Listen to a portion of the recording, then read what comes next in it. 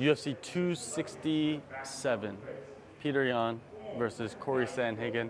I want to get your perspective on the matchup. A lot of people say Sandhagen is going to be the toughest stylistic matchup for Yan. Yeah, definitely a tricky fight. I wouldn't say it's his toughest fight. Like, you got to remember, these guys are Siberian. They're out running in the blizzard snow. Like, there's nobody tougher than them.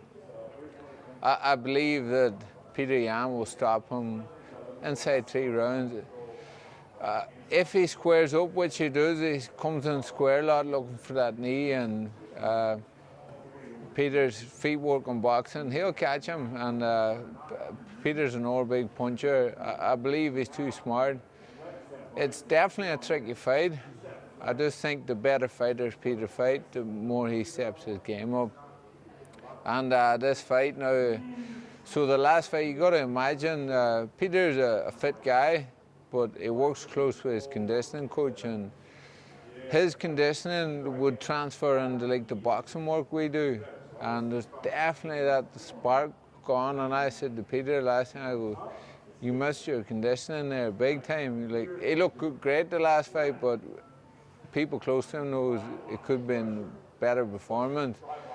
I think with him there, you're going to see a lot sharper, a lot stronger, and more mentally ready. He knows that was missing last time. So with that power, when you get that mental power, like, you're more ready in that fight. I can't see it going the distance.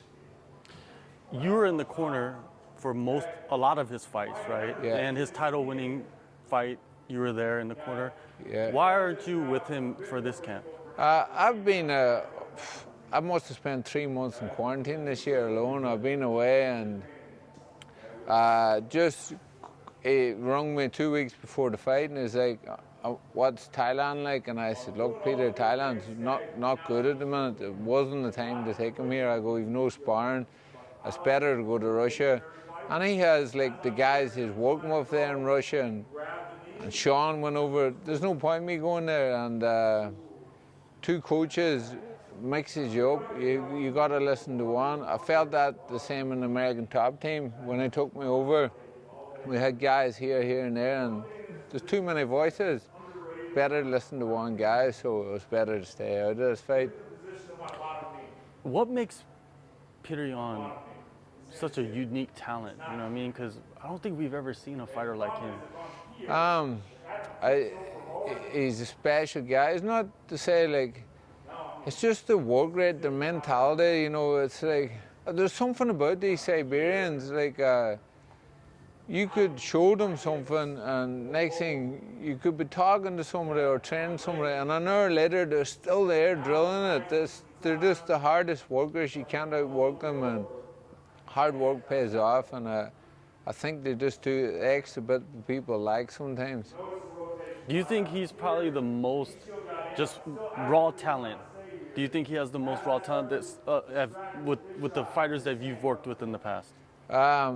He's definitely one up there. Like, he's one of the best fighters I ever worked with. Muhammad Makayev's another guy, like, special raw talent. You show him one thing, he just picks it up so quick, and he's training. It's pulling them guys back. There's so many. The luckiest thing about here in Tiger, when it was busy, there was so many guys, and I was lucky enough to work with many of them.